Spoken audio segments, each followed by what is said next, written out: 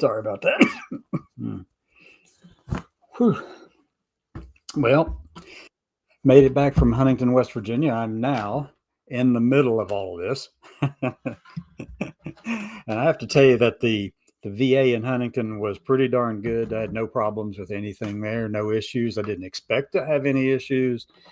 Yeah, I went in for a lab work first, had to be there around 12 for that. And then my medical appointment was at 2 in the women's clinic. So everything went well there.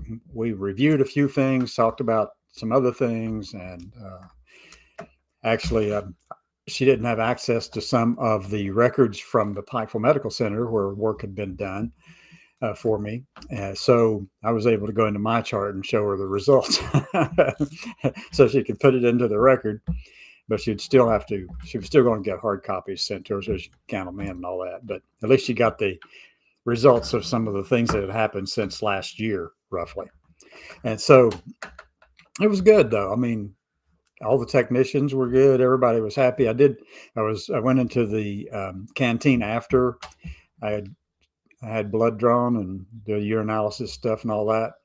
And went to the canteen. I'm sitting there and I see this lady walking around the back of the building through the glass on the doors overlooking the road. And she had a T-shirt on, and it had all kinds of colors and stuff on it, and a bag that had all kinds of colors and stuff on it. And on the back of it, it said, "We serve all who served." All was in capital letters.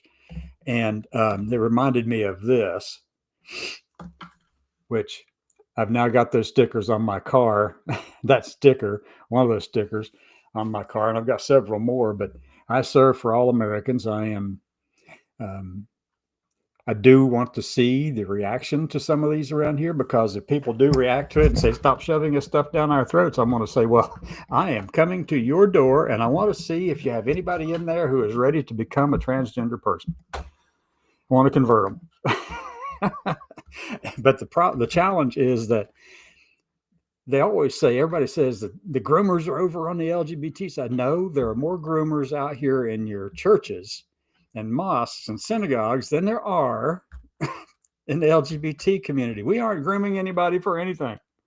But yet they come to your door and say, "Have you been to church lately? You ought to come down and visit us. We need to pray over you." And I'm going, "Nah, you don't know how to pray. What you're doing is praying as with an E, not an A."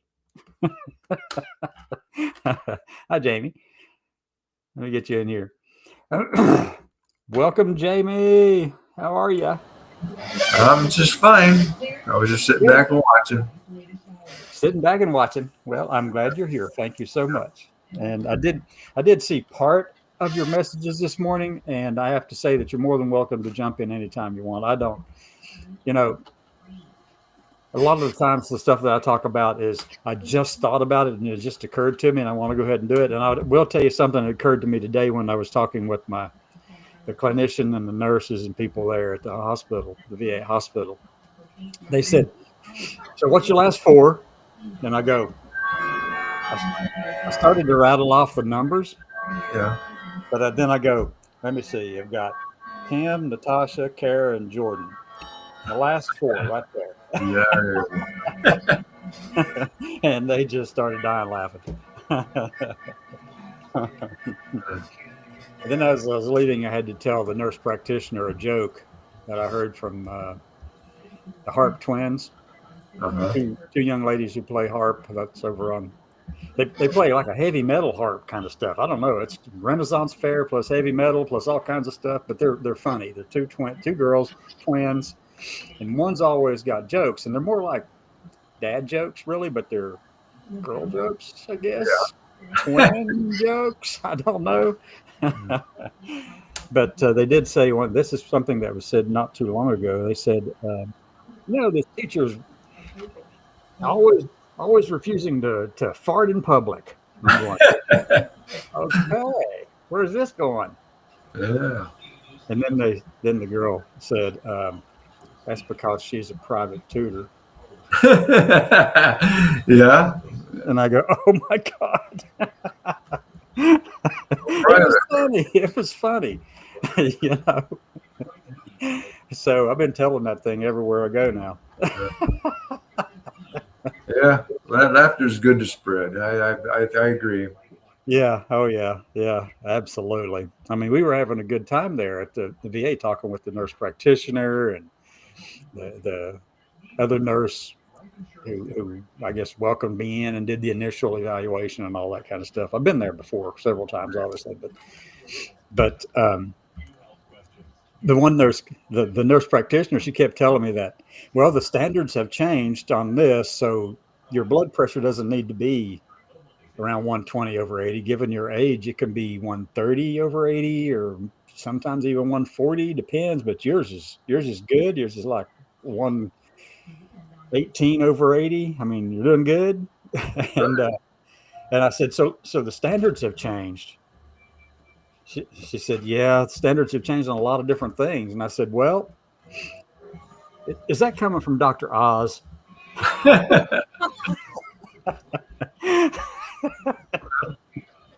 Then I get back home and guess what I see? The first news story I catch over here. The first news story I catch is that Robert Kennedy, the renowned scientist, deep thinker, Robert Kennedy, that one, Robert Kennedy Jr., let me be very precise here, Right. has, after extensive evaluation of the scientific data and with input from all kinds of respected scientists, decided that mRNA research is going to be canceled. And I'm going, oh, God. Isn't that what the J&J one was? The mRNA? Moderna was. Several of them were actually. And what he wanted to do is go back to traditional vaccine methods. And I'm going to tell you something. You're going backwards when you deal with science and you have advances that actually have worked. And he said they were ineffective. And I said, good Lord. I know people disagree with me on all of that, but I'm going to tell you, you got somebody running the Health and Human Services over the CDC, over the Center for Medicaid and Medicare. You got somebody over all these things who doesn't know shit about science, but thinks he does. I told the nurse I have a phrase for that. It's called Dunning-Kruger. It's called what? Dunning-Kruger. She said, I'm not sure I'm familiar with that one. I said, well, it's a real effect. It's a real psychological condition. It sums up this way. The dumb people don't know they're dumb.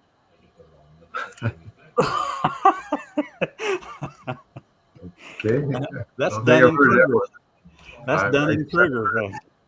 Dumb people don't know they're dumb. There's actually a song from this Israeli musician named Noga Erez, Noga, and then Erez, Noga, a young artist, served in the Israeli military, as most young people would over there. Yeah. But she sings a song, and it's called, what is it? Let me see something here. I can't play it because that would violate the copyright stuff, but I can do this, though. I can read you. Dumb people don't know they're dumb.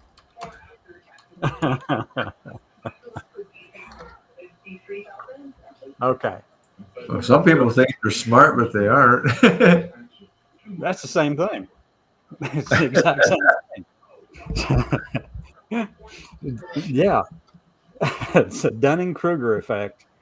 Jeez, oh my gosh. Anyway, I told that nurse practitioner that, and she was just dying, rolling on the floor about that one, basically.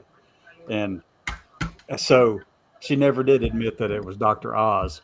And I'm thinking, oh my God, Dr. Oz. Yeah, another doctor.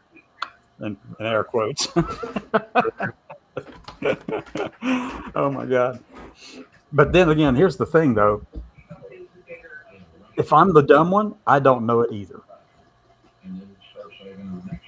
That's true. Just saying.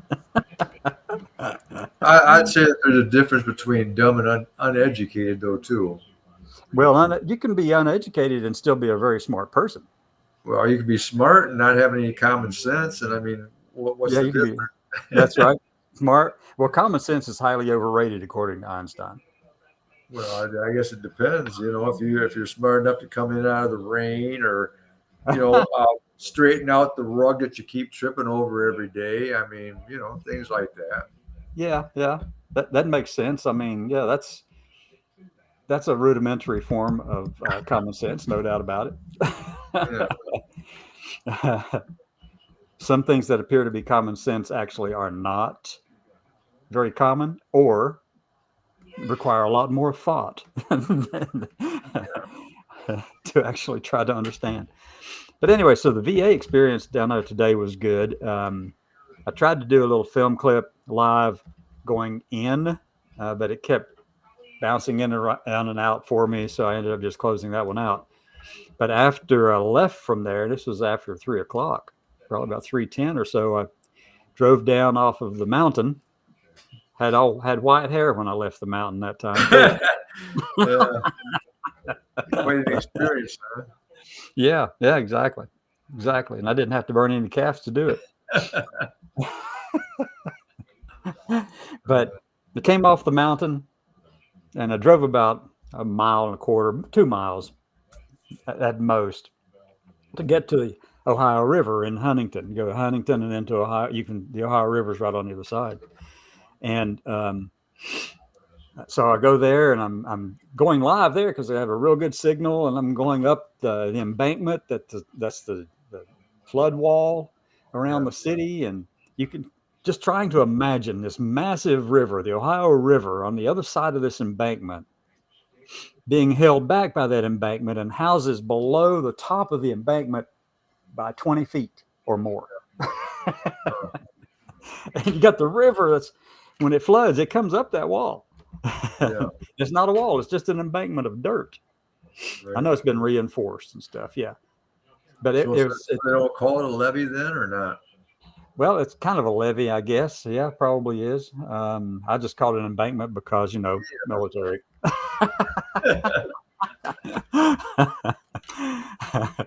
So, yeah, I was actually looking for the word levee and I couldn't get it out. So I just stuck with embankment the whole time. I couldn't remember the word levee. I'm glad you thought of it. But so I'm looking at all of this, and it's really pretty. I mean, you couldn't see much of the water, and I love the water. I love being out on the water. I love being around the water, and especially seawater. And so it's really invigorating for me and empowering. And so I'm looking at it, and there's not much to see because the trees blocked it. So I get down and I drive down further to the west, which would take me out of Huntington into a little town called Cerrito. But right at the line of those two things is this old theme park. And we used to go there when we were kids. It's older than me. My God, that's like dirt. Oh, yeah. Old wooden roller coaster, and it's still open there.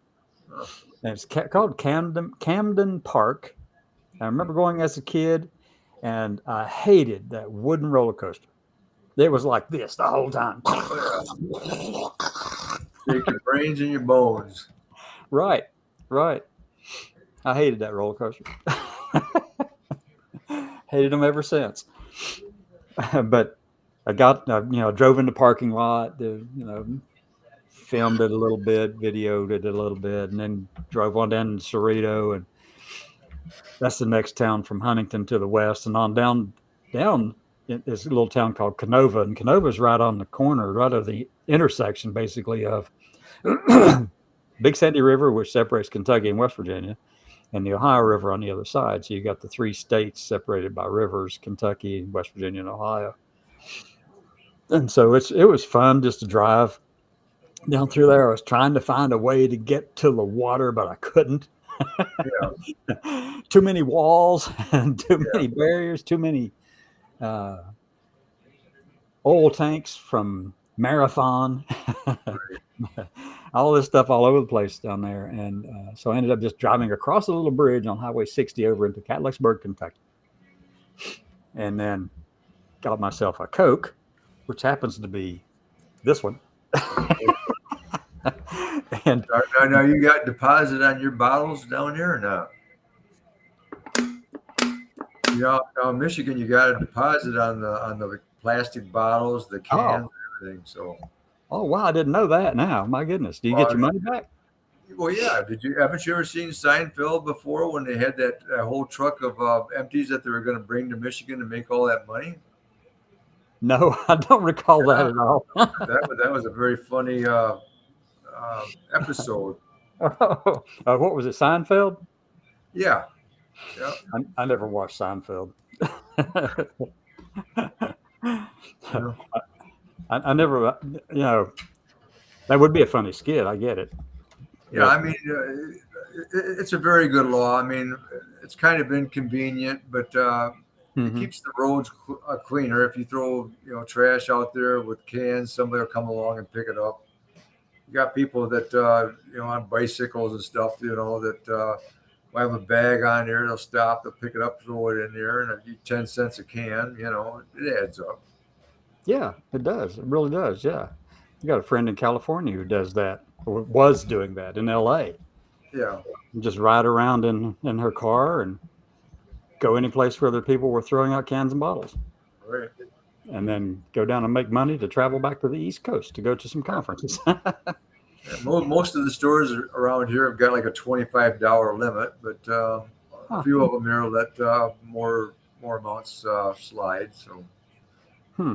That sounds like a good idea, though. If you want your places cleaned up and but people they actually, got machines. You just stick them right in there. A lot of the modern ones, they'll take bottles, they'll take cans, they'll take everything. You just stick it in there, and when you're done, give you a slip. You go up to the cash register, and they'll give you your money. huh, that's a really good way to incentivize people picking up the trash. Yeah, Huh. I knew a long time ago we had deposits on glass bottles, like right. bottles of Coke and Pepsi and stuff like that. But that was back when, you know, Just dinosaurs the were thing around. just kind of spins around and reads the barcode on there, and it gives you your money. Huh. That's pretty cool. I like that. You need to export that when you want to get in business and do an export business. Well, there you go. I mean, if you get caught there, I mean, a lot of the stuff, the cans, you look at them, some of them will probably say Michigan 10-cent deposit.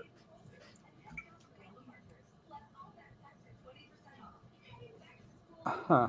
There's probably some bottles that's got some of it may not be Michigan, but it may have other states on it. Yeah.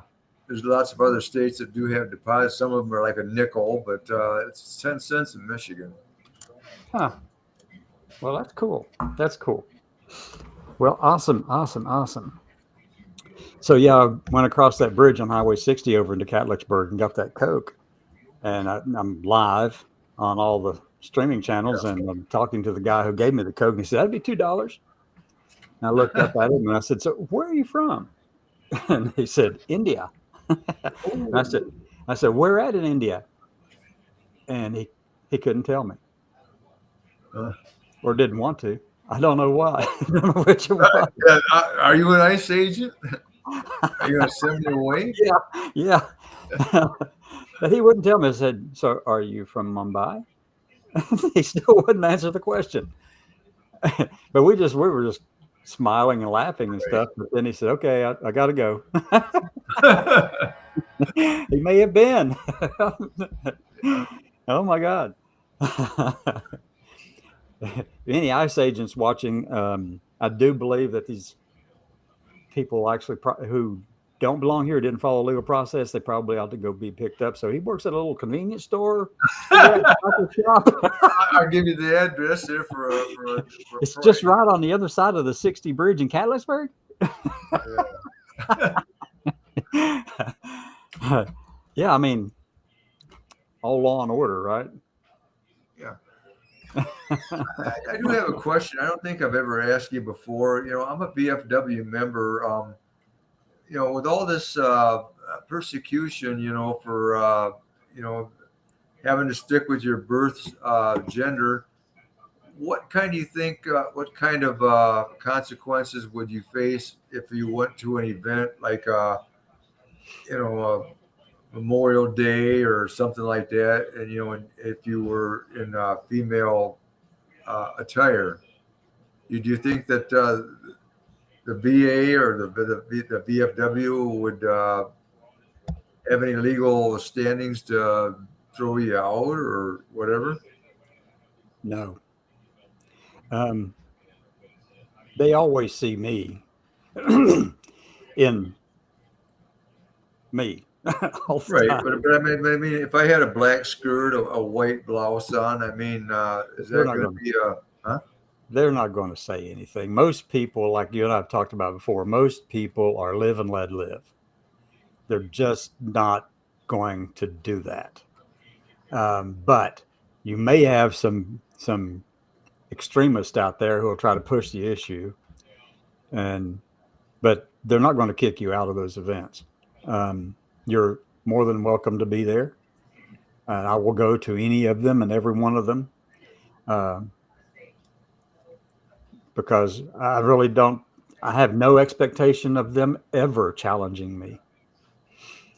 So Well, I don't know if it'd be like a legal stand because you said even the people that they made go out of the service, that they had to be in their correct uniform according to their birth gender. yeah, yeah. No, that's what the DoD was doing to transgender service members. Right. They were telling them that for one thing, you can only conduct business and conduct your military service in your sex assigned at birth. Yeah. That means that you could only retire in the uniform that matches your sex assigned at birth. And these people didn't have those uniforms.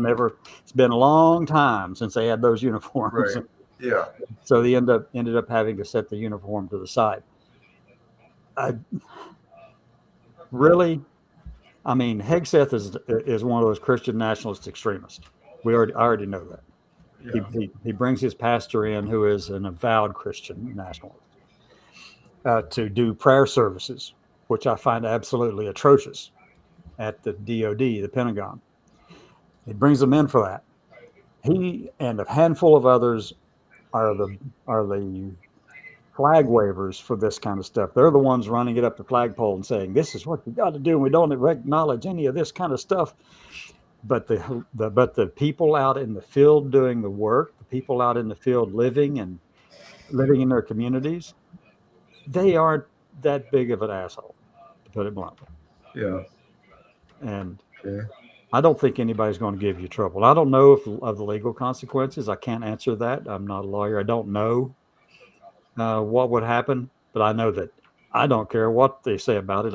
I don't have anything else. You're going to see me like this. And I was telling my nurse today that I was talking about some weight and stuff like that. And I said, look, I've got a way.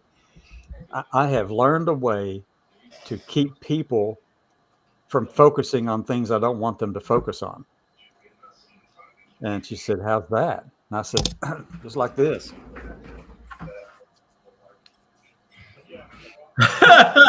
Yeah. I said, there's not a man out there, not even a gay man, who's going to not notice. Oh yeah. Yeah. I get that. But like I said, I was just kind of curious whether or not there might be some hidden policy. You seen that article that I had sent you about that one church out of Indianapolis, or I think it was Indianapolis. Yes, I saw that. Murdering of LGBTQ community, basically. Yeah, that church is not the only one, by the way. They showed on there it was actually a few different locations, just that church alone, and I'm sure there's probably more churches besides that. Mm-hmm. There are. There are some traveling ministry groups who do that same kind of thing. Yeah. I can give you an example. I went to Huntsville, Alabama. We were showing up to support people who were working at a drag bar on a Sunday. And we were there to support them because people in the community were turning against them. But one of these religious groups pulled up in 2 vans from out of state.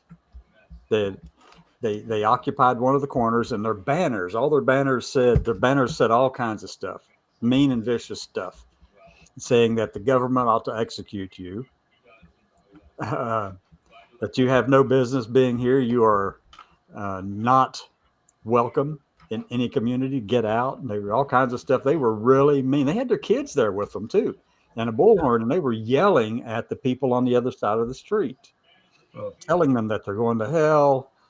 And not just that, but they'd lift the gates of hell up and throw you under it, kind of stuff, and everything. I mean, they were really, really vicious about this and telling people that they ought to be killed. That was, and the police were there too to make sure that the two sides weren't duking it out. I mean, to me, that's no different there than death to Israel and death to America, and I mean the whole 9 yards. Exactly the same stuff. Exactly the same weakness of mentality generates that kind of stuff.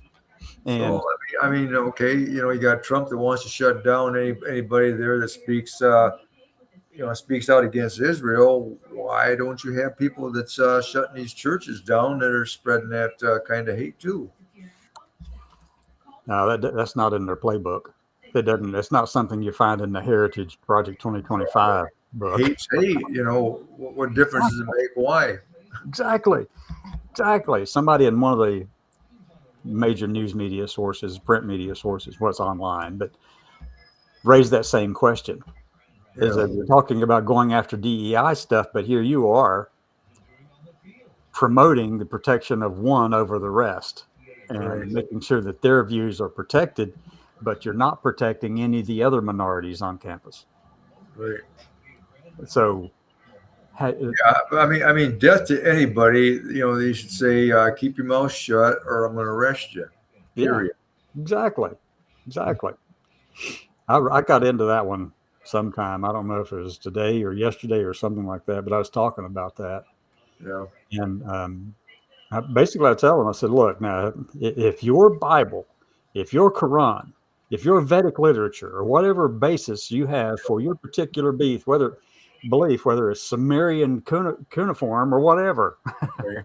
if it says go out and kill people who don't look like, believe like, and love like you, then you need to take the darn thing out back and put it in the burn barrel. Right. Exactly. And I'm just getting to that point. I'm just going to tell people what to think about it. I mean, it's just craziness. And you're right. They aren't going to go out to these people and tell them, you can't talk like that to these minority populations. They're actually encouraging it. Right.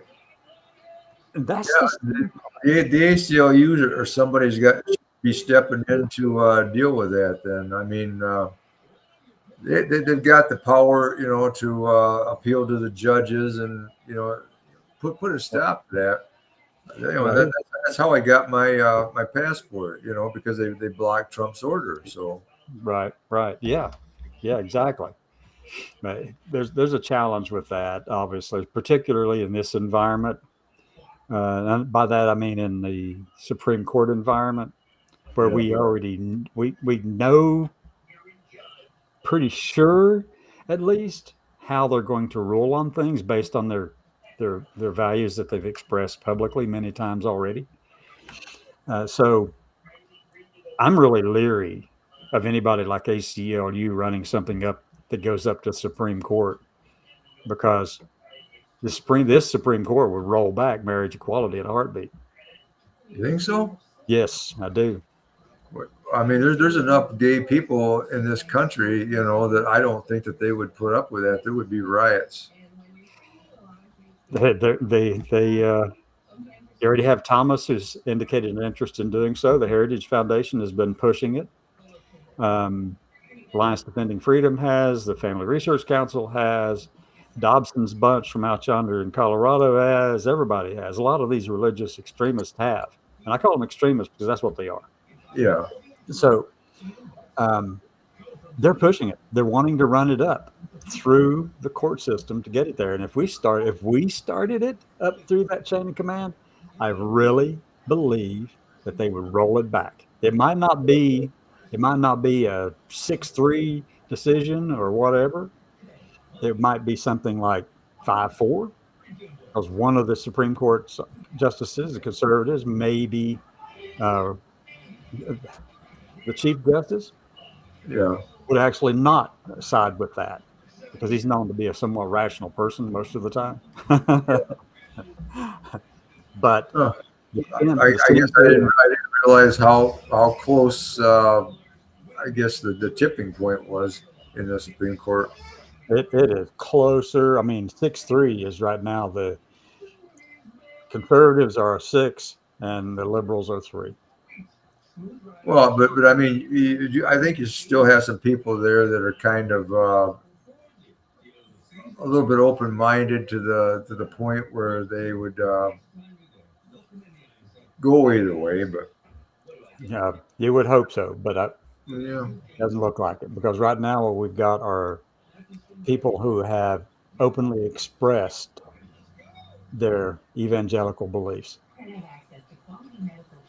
And yeah, so I don't have faith that that would actually occur. I believe, my personal opinion, that if that goes up to them, Thomas will win the case. And Thomas is the one who is opposed to marriage equality. uh, He's the biggest one opposed to it, because he thinks that it's not a federal issue, it's a states' rights issue. well, if it's a state right issue, there should be okay here. But the laws are on the book, but getting the people that's in power to enforce the laws that we have to protect us, that's another story. Yeah, exactly right.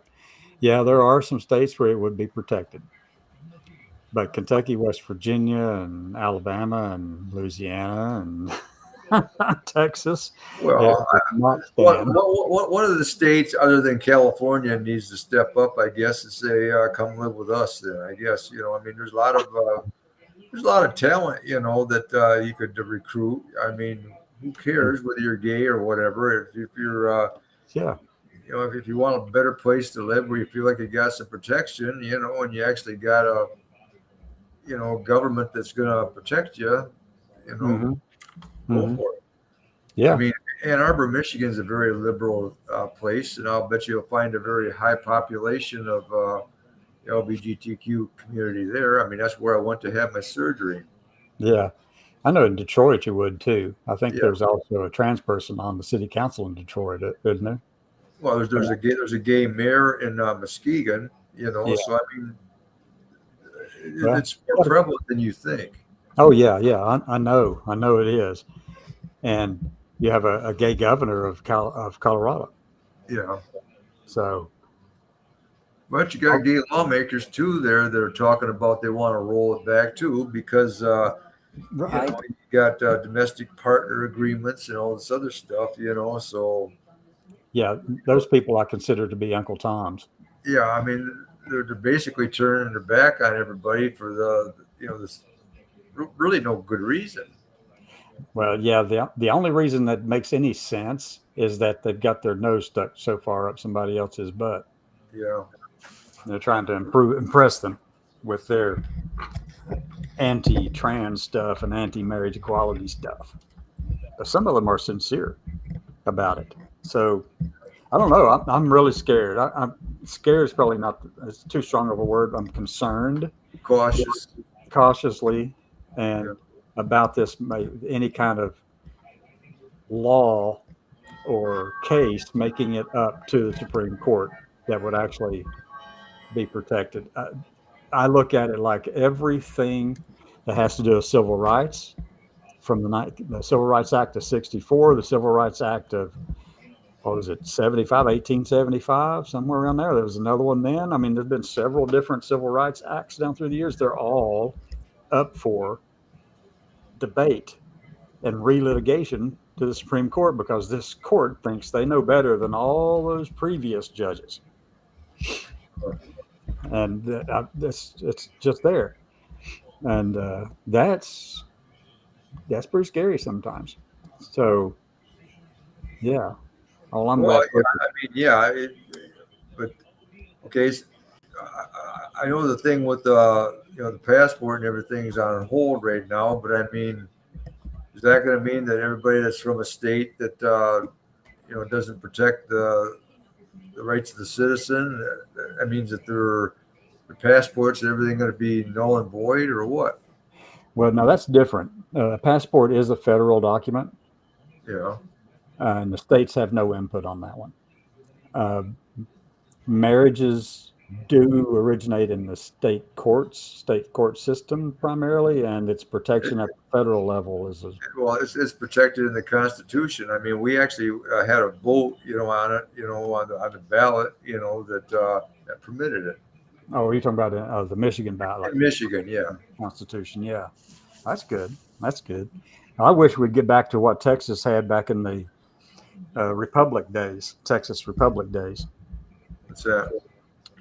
They had this written in their constitution, and Texas wasn't the only one. There were other states had it too, but Texas is the one that stood out because they incorporated it in when they were an independent country, Right. as a Texas Republic. And that clause in their constitution said that no person who is a pastor of or leader of any church or any kind of religious institution shall not be in leadership in government.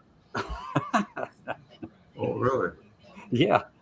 But at the turn of the century, but prior to like 1840, there were several states that had those clauses because they wanted separation of church and state. But So, I mean, has Texas went along with that? I mean, I haven't really been following it. Huh? no, Texas abandoned that constitution when they became a state in the U.S. and they took out that clause so that their pastors could actually go ahead and, ramrod their beliefs down everybody else's throats. Gotcha. But anyway, I'm going to have to run. I've got supper coming out of the oven where I got back in late this evening. So I've got to get everybody's supper out. And I just want to say thank you to the people who are watching. And Jamie, thank you so much for jumping in. Appreciate you. And the people watching, wherever you are, you can always put comments into the chat. And if you really have the balls to do it, and I'm going to say it bluntly, if you have the balls to do it, you can come and join us. I ain't got the balls, but I still got the will. Yeah, me too. I'm exactly with you. Yeah, have a good night. You too, Jamie. Thank you. And bye, everyone.